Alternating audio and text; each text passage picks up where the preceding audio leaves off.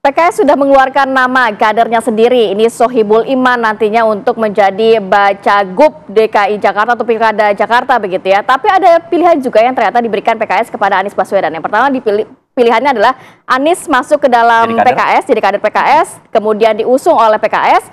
Atau yang kedua, Anies ini mengambil kader PKS untuk menjadi wakilnya. Nah ini menarik ya, kita akan membahas mengenai hal ini dengan narasumber yang sudah hadir.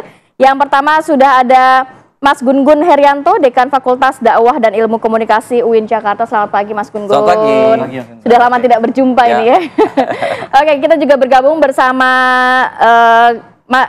Gus Syaiful Huda, Wasekjen PKB. Selamat pagi Gus Huda. Assalamualaikum. Pagi.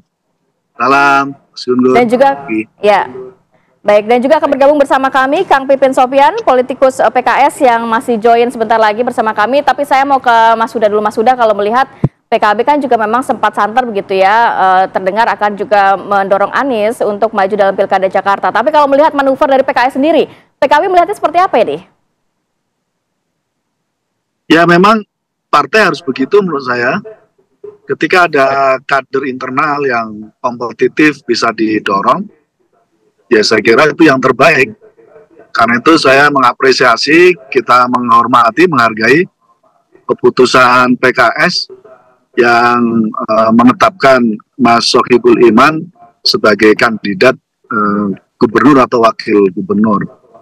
Jadi ini tradisi baik menurut saya, di mana partai-partai mendorong kader internalnya sendiri untuk berkompetisi. Yang kedua, tentu PKS sudah punya hitung-hitungan, Mas Sohibul Iman apakah akan tetap didorong sebagai calon gubernur atau opsi yang kedua misalnya sebagai calon wakil gubernur. Nah, hitung-hitungan itu saya kira sudah ada di PKS. Saya sendiri meyakini ukuran pilkada kan dua hal paling tidak, yaitu fatsun terhadap perolehan kursi, dan kita tahu perolehan kursi PKS sebagai pemenang di DKI walaupun belum memenuhi ambang batas 20%, itu artinya butuh koalisi.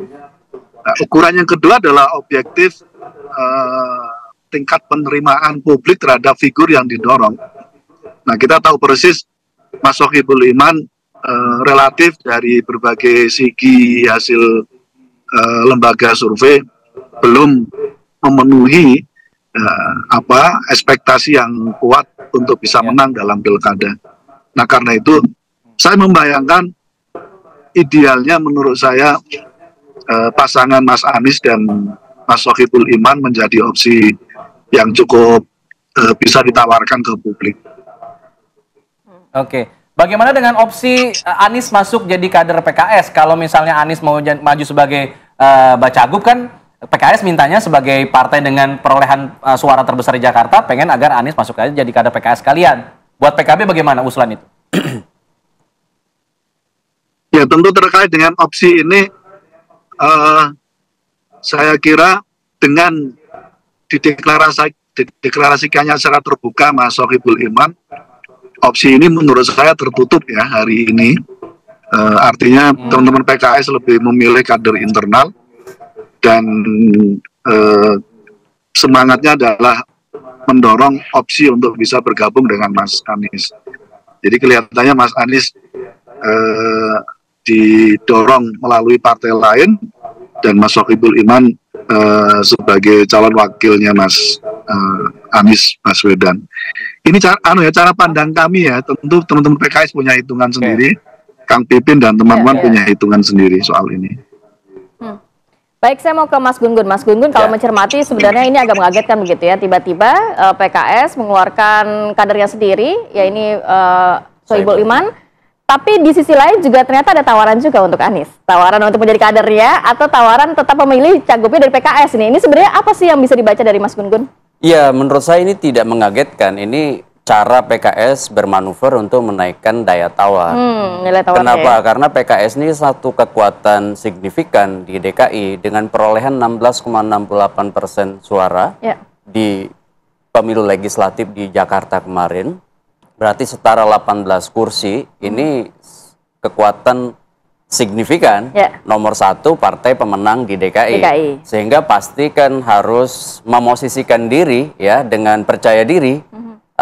Ada dua opsi. Pertama adalah menyebut nama kader. Tentu ini memperluas ruang jelajah komunikasi politik. Karena bagaimanapun kan ini kan momentumnya. Yang kedua, setelah disebut bisa saja maju sendiri atau melengkapi line up yang ada dari nama-nama yang sudah punya tingkat elektabilitas tinggi.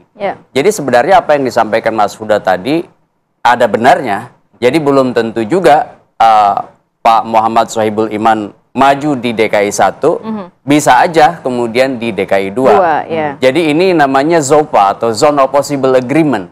Jadi membuka area kemungkinan-kemungkinan sehingga kemudian ruang negosiasi PKS tentu bisa jauh lebih luas. Oke, sudah bergabung bersama kami ada Kang Pipin Sopian, politikus PKS. Assalamualaikum Kang Pipin. Selamat pagi. Waalaikumsalam, selamat pagi. Baik. Mas selamat pagi Kang Pipin. Nih kalau tadi dikatakan PKS sudah punya hitung-hitungan nih untuk kemudian di Pilkada Jakarta. Apa sih yang jadi hitung-hitungannya? Apakah membentuk kepercayaan diri atau ada yang bilang ini overconfidence juga nih dari PKS nih? Silakan Kang Pipin. Ya, PKS ini kan partai kader yang rasional ya, yang ideologis dan paham mendengarkan aspirasi, struktur kader dan pemilih di bawah. Kami di Jakarta ya bersyukur dan terima kasih kepada para pemilih di Jakarta yang sudah memberikan kesempatan kepada kami sebagai pemenang Pileg pada 2024. Nah, karena Pileg ini adalah lembaga eksekutif ya, dan tentu kami akan melengkapi kemenangan itu di eksekutif. Salah satu kriteria sebagai partai kader, tentu kami akan mempertimbangkan, sangat mempertimbangkan dan memberikan bobot yang lebih ketika kader partai yang menjadi calon gubernur atau calon wakil gubernur. Nah, aspirasi dari DPW PKS Jakarta itu ke DPP adalah ada dua nama yang diusulkan. Satu adalah Pak Anies Rashid Baswedan dan yang kedua adalah Pak Sohibul Iman. Nah, dari kedua ini memang kalau dari kader internal kami adalah Pak Sohibul Iman. Nah, kemarin memang disampaikanlah ada usulan itu. Tetapi kami tidak akan kaku, tidak akan memaksakan diri ya. Kami tentu berkomunikasi dengan partai-partai lain ya. Wabil khusus dengan salah satunya adalah dengan Nasdem dan dengan PKB.